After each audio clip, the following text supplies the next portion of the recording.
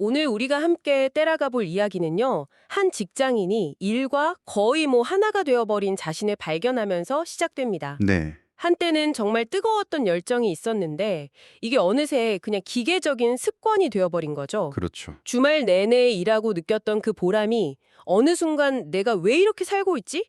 하는 후회로 바뀌어버린 겁니다. 그 지점이 참 공감이 많이 되더라고요. 네. 이 막다른 길에서 이분은 어떻게 자신을 되찾기 위한 6개의 이정표를 세우게 되었을까요? 류영료 씨가 기록한 개인적인 성찰, 쪽지, 워킹 밸런스라는 자료를 통해 우리 안에 꺼져가는 불씨를 되살리는 법을 한번 탐색해 보겠습니다. 이 이야기가 아주 인상적인 문상으로 문을 열거든요. 네, 저도 봤어요. 전 옥시언 이금용 회장의 말인데요. 오늘 하루 내가 한 것에 대해 깨달음이 없으면 그것은 단지 육체 노동만 한 것이다.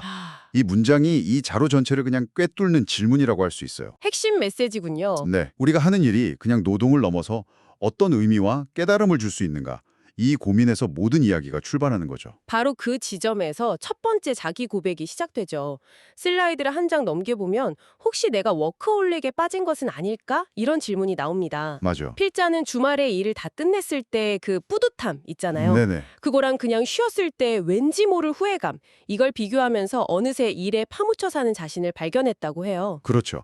특히 흥미로운 지점은 그 아침 일찍 출근하는 시간의 의미가 변하는 과정이에요. 아, 그 부분 저도 인상 깊게 봤어요. 네. 어느 순간부터 그 시간이 누구에게도 간섭받지 않는 나만의 시간이 되었다는 고백을 하거든요. 일이 아니라 나를 위한 시간이 되어버린 거군요. 네. 여기서 아주 중요한 심리적 변화를 볼 수 있는 거죠. 일이란 의무가 역설적으로 자신을 통제하고 자아를 확인할 수 있는 유일한 피난처가 되어버린 겁니다. 자신을 지키기 위한 시간이 오히려 일하는 시간이 되어버린 거네요.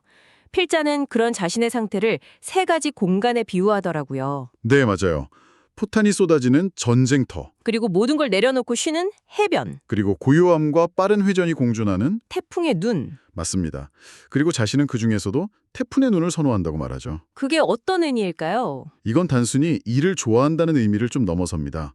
모든 것이 빠르게 돌아가는 혼돈 속에서도 그 중심에 있는 나 자신은 평온함과 고요함을 유지하는 상태. 아, 일에 휘둘리는 게 아니라 일을 완벽하게 통제하는 경지. 바로 그거죠. 그래서 나를 위해 얻을 수 있는 비전이 있고 스스로 좋아하며 다른 사람을 행복하게 할 수 있다면 기꺼이 워크홀릭이 되겠다는 다짐으로 이어지는데 이건 일 중독이라기보다는 의미 있는 몰입에 대한 갈망으로 보입니다. 그렇게 태풍의 눈 같은 고요한 몰입을 지향한다. 근데요, 결국 그런 몰입 속에서 무엇을 만들어내고 싶은 걸까요? 자연스럽게 다음 질문으로 이어지더라고요. 나는 지금 창의적인 일을 하고 있는가? 네, 이 부분에서 필자는 자신만의 창의적인 업무 프로세스를 아주 구체적인 5단계로 정리해서 보여줍니다. 맞아요. 이게 정말 흥미로웠어요. 이게 단순한 노하우 공개가 아니라 창의성이란 게 그냥 번뜩이는 영감이 아니라 체계적인 과정의 산물이라는 걸 보여줘서 아주 인상 깊었거든요. 첫 번째 단계가 드래프트 1, 로, 그러니까 날 것 그대로의 초안을 작성하는 거고요. 네, 처음부터 완벽하게 하려고 하지 않고 그리고 두 번째가 드래프트 2, 통합. 여기저기서 모은 정보들을 합쳐서 하나의 통합본을 만드는 단계죠. 여기까지는 많은 분들이 비슷하게 하실 것 같아요. 그렇죠. 그런데 세 번째 단계부터가 좀 독특합니다. 아, 분류 단계. 네, 머릿속으로만 정리하는 게 아니라 자료를 전부 출력해서 물리적으로 버릴 것과 가질 것을 나눈다고 합니다. 직접 프린트로 해서요? 네, 이 물리적인 행위가 핵심이에요. 머릿속에만 있는 아이디어는 추상적이고 뒤섞이기 쉽잖아요. 그렇죠. 하지만 직접 인쇄해서 손으로 만지고 가위로 자르고 재배치하는 과정은 생각을 강제로 구체화하고 우선순위를 정하게 만듭니다. 아하. 디지털 시대에 오히려 이런 아날로그 방식이 창의성을 자극하는 역설적인 효과를 보여주는 좋은 예시라고 할 수 있죠. 생각을 눈에 보이게 만들어서 가지고 노는군요. 그렇게 정리된 걸 가지고 4번째 단계인 소통으로 넘어가고요. 네, 사람들을 만나서 커피를 마시거나 5분 정도 짧게 토론하면서 피드백을 받는 거죠. 그리고 마지막 5번째 단계가 휴식, rest inspiration. 일이 막힐 땐 그냥 접어두고 세미나에 가거나 바람을 쐬러 나간다는 거예요. 여기서 우리가 주목해야 할 점은 소통과 휴식이 프로세스의 마지막에 그냥 덧붙이는 장식 같은 게 아니라는 겁니다. 아, 필수적인 과정으로 포함이 되어 있군요. 그럼요. 많은 사람들이 창의적인 작업을 고독한 자기와의 싸움이라고 생각하지만 이 필자는 외부의 자극과 의도적인 멈춤이 없으면 창의성은 고갈된다는 걸 정확히 이해하고 있는 거죠. 그래서 이런 말을 하잖아요. 크리에이티브에서 가장 중요한 것은 누군가 모티브를 주었다는 사실이다. 이 말에 정말 공감이 가더라고요. 맞아요. 결국 내 아이디어도 주변 동료들의 작은 한마디, 스쳐 지나간 대화에서 시작됐을 때가 많으니까요. 옆에 있는 동료에게 항상 감사하는 마음을 가지라는 조언이 괜히 나온 게 아니었네요. 창의상에 대한 이야기는 결국 그 동력인 열정에 대한 고민으로 이어질 수밖에 없습니다. 그렇죠. 필자는 IT 분야에서 11년을 일하면서 처음 일을 시작했을 때 그 뜨거웠던 열정이 어느새 습관으로 변해버린 자신을 발견하고 울적함을 느낀다고 고백합니다. 아, 자료에 나온 이 문장이 참 아프게 다가오는데요.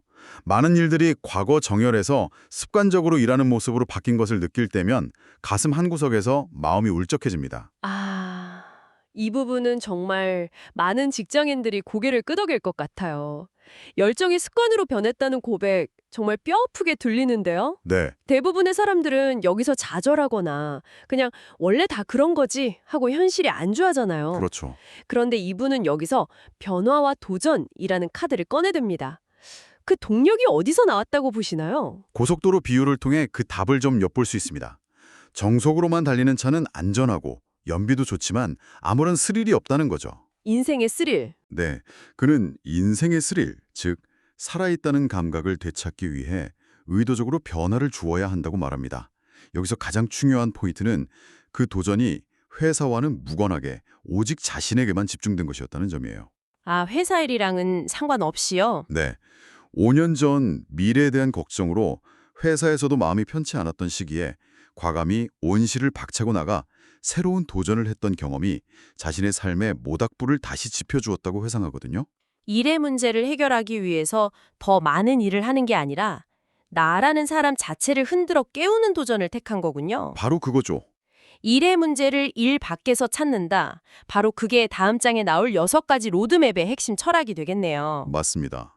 자신을 다시 세우기 위해 스스로와 한 6가지 구체적인 약속, 이제 그 내용을 하나씩 자세히 들여다보죠. 네, 이 6가지 로드맵을 관통하는 가장 중요한 공통점이 바로 일과 직접적인 관련이 없다는 점입니다. 열정을 잃게 만든 그 일의 영역에서 한 발짝 떨어져서 나라는 사람 자체를 더 단단하고 풍성하게 만드는 데 집중하죠. 일의 문제를 일로만 풀려고 하지 않고 삶 전체의 에너지를 끌어올려서 일에도 긍정적인 영향을 미치는 선순환을 만들려는 아주 지혜로운 전략입니다. 첫 번째 약속부터가 그렇습니다. 체력 기르기. 그런데 아내의 조언을 듣고 헬스장 대신 걷기를 택했다고 해요. 네, 근데 이게 그냥 걷는 게 아니라 걸으면서 사람들을 만나고 소통하는 인맥 벨트를 형성하는 기회로 삼는다는 점이 굉장히 인상적이에요. 운동이랑 네트워킹을 결합한 거죠. 두 번째는 취미 생활을 가져라. 인데 여긴 재미있는 조건이 붙습니다. 뭐죠? 돈 많이 드는 취미 말고 라고요. 정말 나에게 즐거움을 주는 것을 찾으라는 거죠.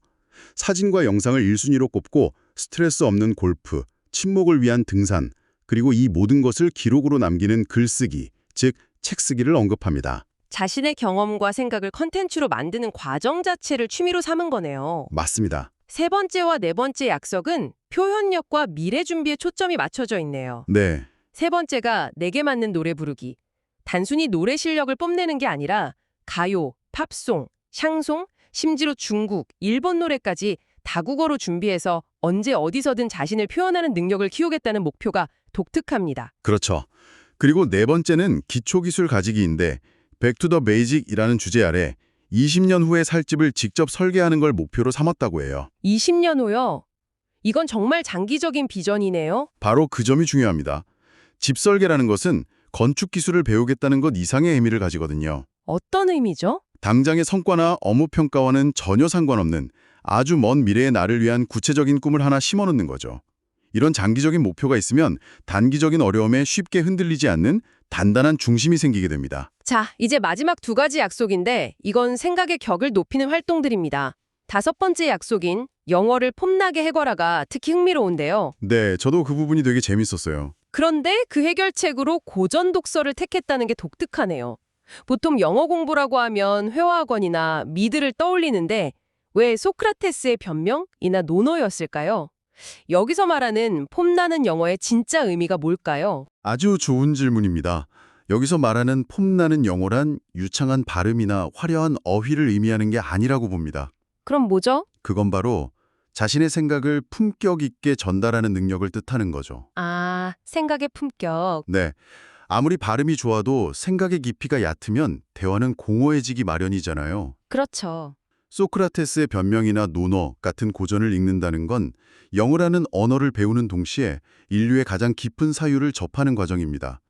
즉, 영어라는 도구를 익히는 것을 넘어 그 도구로 무엇을 담아낼 것인가, 즉, 콘텐츠를 채우는 작업에 집중한 거죠. 와. 이것이야말로 진정으로 품격 있는 소통의 본질에 다가가는 방법입니다. 아, 그러니까 언어의 기술이 아니라 사유의 깊이를 키우는 거군요.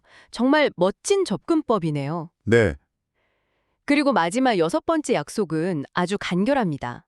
무한대 기호와 함께 평생 공부라고 적혀 있죠. 맞아요. 이 6가지 약속을 쭉 듣고 보니 정말 신체, 걷기, 감성, 취미, 노래, 미래, 집설계, 지성, 고전, 공부까지 한 사람을 이루는 모든 영역을 아우르고 있네요. 맞습니다.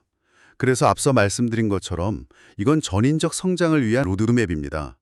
어느 한쪽에 치우치지 않고 삶의 모든 박회를 함께 굴려나가려는 노력인 거죠. 그렇군요. 이런 총체적인 자기 개발 계획이 있었기에 번아웃의 위기에서 다시 일어설 수 있는 단단한 토대를 마련할 수 있었던 겁니다. 그런데 이런 계획들을 꾸준히 실천해 나가려면 힘들고 지칠 때마다 기댈 수 있는 정신적인 기둥 같은 게 필요할 것 같아요. 당연하죠. 필자도 그 부분에 대한 이야기를 하더라고요. 7년 전 늦은 밤 천호역에서 우연히 들었던 대화 한 토막에서 큰 깨달음을 얻었다고요. 네, 아주 인상적인 일화죠. 한 후배가 선배에게 새벽 기도는 왜 그렇게 힘들게 나가세요? 라고 묻자 그 선배가 이렇게 답했다고 합니다. 뭐라고 답했나요?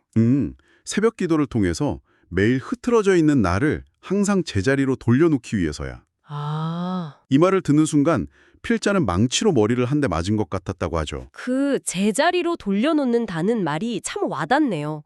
우리 모두에겐 그런 자신만의 새벽 기도가 필요한 것 같아요. 그렇죠. 누군가에겐 아침에 내리는 커피 한 잔일 수도 있고 또 다른 누군가에겐 퇴근길에 듣는 음악 플레이리스트일 수도 있겠죠? 여러분을 제자리로 돌려놓는 것은 무엇인가요? 바로 그 나만의 안식처를 갖는 것이 이 모든 실천의 근간이 된다는 걸 필자는 깨달은 겁니다. 네, 흐트러지기 전에 바로잡는 것도 중요하지만 때로는 완전히 길을 잃었을 때 돌아갈 수 있는 베이스 캠프가 있어야 한다는 거죠. 그리고 필자에게 그 안식처 역할을 해주는 것이 바로 스스로 정한 좌우명과 비전이었습니다. 좌우명은 하고 싶은 일에는 전력을 쏟아라. 네, 그리고 비전은 지금 이 순간을 즐기며 오늘을 열심히 살자. 아주 거창하진 않죠. 네, 하지만 이 단순한 문장들이 흔들릴 때마다 자신을 붙잡아주는 등불이 되어준다고 해요. 오늘이 있기에 내일이 있기 때문이라는 믿음, 그것이 바로 스스로에게 제공하는 가장 안전한 안식처라고 표현하고 있습니다. 자, 오늘 우리는 한 직장인의 깊은 성찰을 한 걸음씩 따라가 봤습니다. 일 중독에 대한 고민에서 시작해서 자신만의 창의적인 업무 프로세스를 만들고 식어버린 열정을 되살리기 위한 6가지 로드맵을 세우고 마침내 자신을 지탱해줄 정신적 안식처를 찾는 여정까지. 네. 결국 이 모든 것은 서두에 나왔던 질문, 어떻게 깨달음이 있는 삶을 살 것인가에 대한 그만의 대답이었네요. 그렇습니다.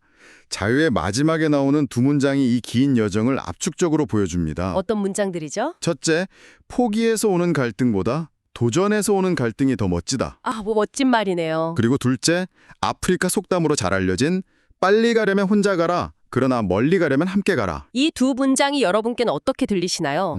하나는 치열한 개인의 도전을 강조하고 다른 하나는 관계와 연대의 가치를 말하고 있죠. 네. 어쩌면 일과 삶의 균형, 그 워킹 밸런스라는 건 이 두 가지 가치 사이에서 영원히 시계추처럼 움직이는 것일지도 모르겠습니다. 그렇죠. 나만의 도전을 향해 전력으로 질주하다가도 때로는 함께 멀리 가기 위해 주변을 돌아보는 것. 여러분의 도전과 여러분이 함께 가는 길은 지금 어디를 향하고 있는지 한번 생각해 보시는 건 어떨까요?